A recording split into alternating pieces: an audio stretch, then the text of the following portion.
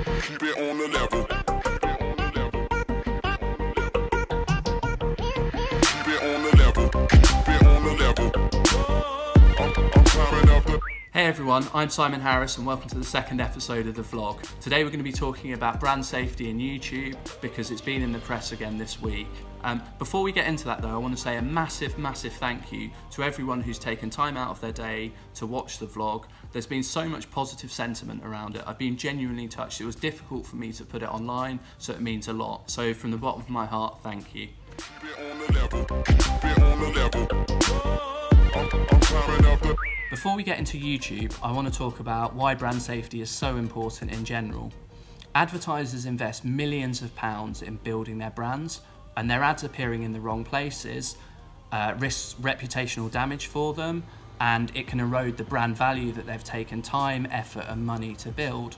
And because of this, brand safety has become the cornerstone of all programmatic buys over the last 5 years or so.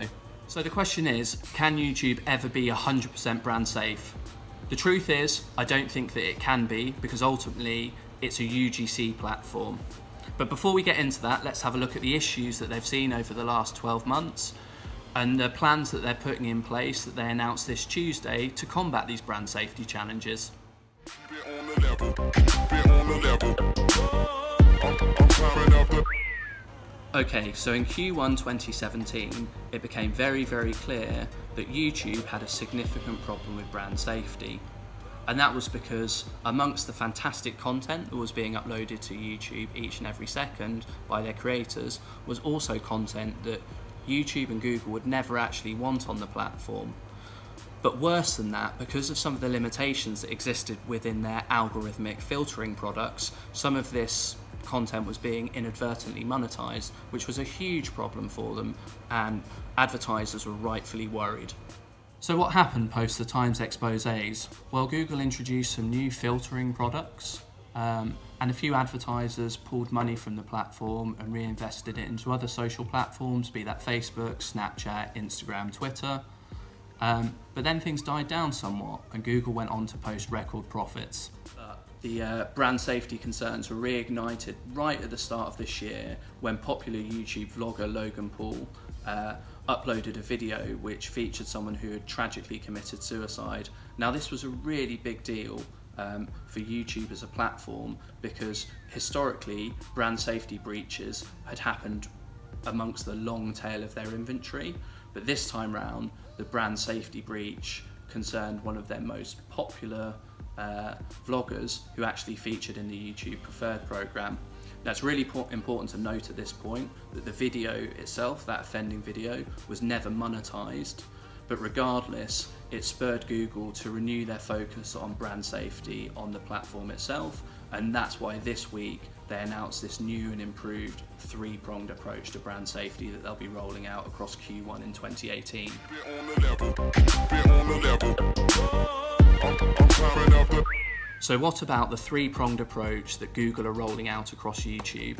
Well, firstly, moving forwards, Google are only going to allow channels that have over 1,000 subscribers and that have accrued 4,000 hours of video views within a year to monetize their content. Secondly, Google are going to hire an army of content moderators who will check the content that goes into Google Preferred. That should, in theory, make it safer. And then thirdly and finally, Google, by the end of Q1, are going to roll out something called their suitability system, which will be a tiered system and it will allow advertisers to match their adverts against the type of content that they want to appear against.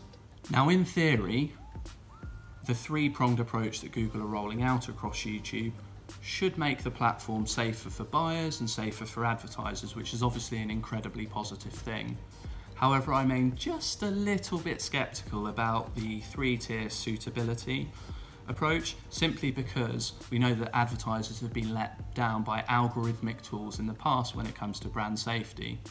Beyond this, and thinking about the manual curation of the YouTube Preferred content, I think some in the industry were surprised that this wasn't a step that Google had taken sooner. Certainly it seems very logical. It seems like something that could have been rolled out maybe a little bit earlier. Keep it on the level. Keep it on the level. I'm climbing up the...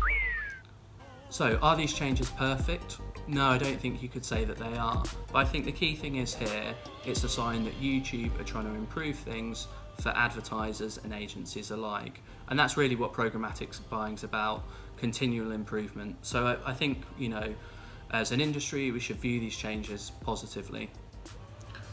So if we accept that buying across YouTube can never be 100% brand safe, what can advertisers do to ensure that their buys have as low a risk as possible of brand safety breaches when buying TrueView advertising?